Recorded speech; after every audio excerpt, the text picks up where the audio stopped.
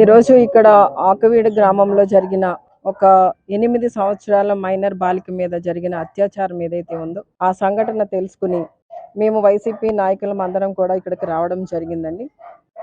ఈ రోజున నిజంగా ఆ బిడ్డ పరిస్థితి చూస్తే, ఆ తల్లిదండ్రుల యొక్క ఆవేదన చూస్తే చాలా బాధ అనిపిస్తుంది.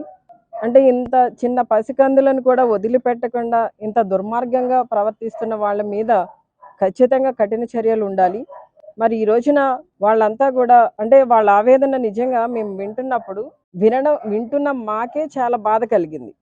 అంటే ఆ పసికందు అనుభవించిన బాధ, వాళ్ళ పేరెంట్స్ పడిన నరకయాతన నిజంగా వర్ణాతీతం అండి. ఇలాంటి వాళ్ళందరినీ కూడా ఇమీడియట్ గా శిక్షించాలి అనే ఒక మంచి కాన్సెప్ట్ తోనే మా జగన్ అన్న ఆ రోజున దిశ చట్టాన్ని తీసుకురావడానికి చాలా ప్రయత్నం చేస్తే, ఈ రోజున ప్రభుత్వంలో ఉన్న వాళ్ళంతా కూడా ఎద్దేవా చేశారు. అంటే ఇలాంటి వాళ్ళ మీద మరి ఇప్పుడు ప్రభుత్వంలో ఉన్న వాళ్ళు ఏం చేస్తున్నారు? ఆ సంఘటన జరిగి ఇప్పటికి 3 డేస్ అయింది. కనీసం ఒక్కళ్ళు వచ్చి వాళ్ళని పట్టించుకున్నది లేదు, పలకరించింది లేదు.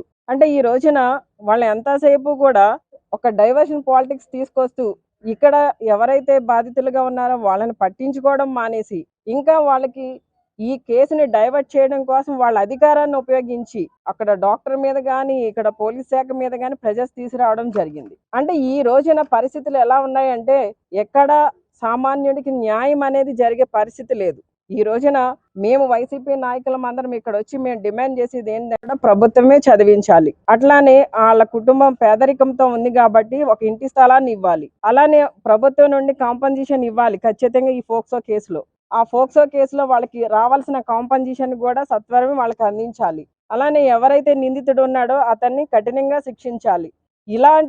మళ్ళీ ఇలాంటి సంఘటనలు ఆంధ్ర రాష్ట్రంలో ఎక్కడ జరగకుండా మరి ప్రభుత్వమే బాధ్యత తీసుకోవాలి. హోంశాఖ, డిప్యూటీ సీఎం గారు ఉన్నారు, ముఖ్యమంత్రి గారు ఉన్నారు, చంద్రబాబు నాయుడు గారు, వీరంతా కూడా స్పందించి సత్వరమే ఈ కుటుంబాన్ని ఆదుకోవాలని చెప్పి వైసీపీ నాయకుల తరపున ఇక్కడ ఉన్న గ్రామస్తులు కూడా చెప్పడం జరిగిందండి. నిజంగా ఆ మహిళలంతా కూడా కలిసి ఉన్నారు ఇందాకన. వాళ్ళంతా కూడా ఆ బిడ్డకి చాలా సపోర్ట్ గా నిలబడడం వలన వెంటనే ఆ బిడ్డకి వైద్యం అందడం వలన ఆ బిడ్డ ఈ రోజున ప్రాణాలతో ఉంది. లేకపోతే ఆ బిడ్డ చాలా స్ట్రగుల్ ఫేస్ చేసింది. కనుక దయచేసి ఇలాంటి సంఘటనలు పునరావృతం కాకుండా చూడవలసిన బాధ్యత ప్రభుత్వానికి, గౌరవ ముఖ్యమంత్రి వర్యులు చంద్రబాబు నాయుడు గారు మరి వెంటనే స్పందించాలని చెప్పి డిమాండ్ చేస్తున్నామండి.